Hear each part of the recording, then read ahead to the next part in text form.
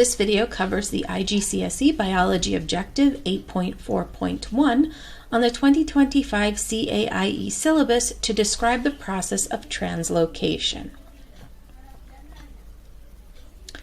So let's talk about what translocation is. So in translocation, we're talking about the phloem tube. So now we're talking about something a little different from the xylem. Remember, the phloem tube carries nutrients and they move in both upwards or downward direction. So we have general terms that we use for locations. So we have what's called the source. Typically, this is the starting point of the movement of those molecules. And we have the sink. This is the location to where those molecules are moving to. Sometimes these can change, and we'll talk about that in another video. So translocation is the movement of organic compounds in the phloem from the sources to the sinks. So the source is where the organic compounds typically are synthesized. This usually are leaves. This is where we're making the glucose, converting it to sucrose, etc. But sometimes it might not be, and we'll talk about that later. And then the sinks are the compounds where those compounds are delivered to either be used or to be stored for later use. Okay, so things like roots, seeds, fruit, and some other areas that we'll talk about when we get to talking in more detail about the sink.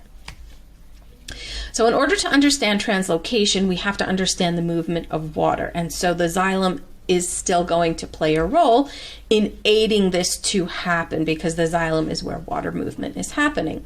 So there are three types of water movement that we know can happen within the structure of the plant, not the leaf, the stem, and the root. That is osmosis, where water moves passively down a water potential gradient. So the area where there are more water molecules will move to the area where there are less water molecules.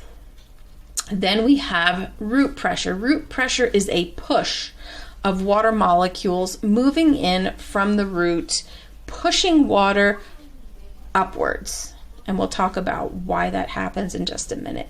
And then we have transpiration pull. This is a pulling force due to the evaporation of water in the leaf. And so root pressure is what we call positive pressure.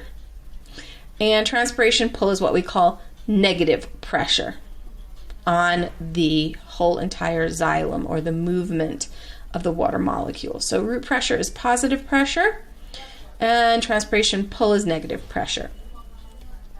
So the particles of sucrose and the amino acids, those are our organic molecules. They're going to move in the phloem due to the positive pressure of water. Now, the reason why we call this positive pressure is because water molecules cannot be compressed. This just goes back to your elementary knowledge of chemistry and states of matter. So liquid particles are flowing. They can separate from each other, but they actually there is not much space between them. So it's very hard to compress. So the more water molecules you add to a tube, for example, like a xylem tube, the more pressure there will be on one side of the tube and therefore push the water molecules at the other end forward. And that is root pressure, and that is positive pressure. So it is due to the fact that molecules of liquid cannot be compressed together like gas molecules can, for example. All right, so how does translocation happen? We're just going to take it through step by step. We'll talk more in detail about certain aspects or areas of this a little bit later in some other videos, but let's just go through the general process. So glucose is made in a leaf by photosynthesis. It's going to be converted into starch granules. That's going to be temporarily stored in the chloroplast.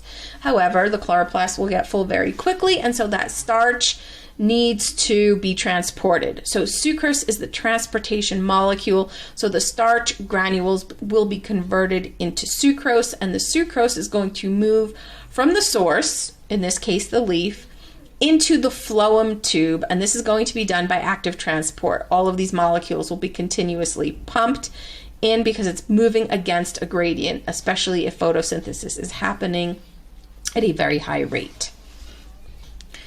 So if we take a look at what's happening between the xylem and the phloem, which let's remember those tubes are next to each other in the vascular bundle, and this is the reason why.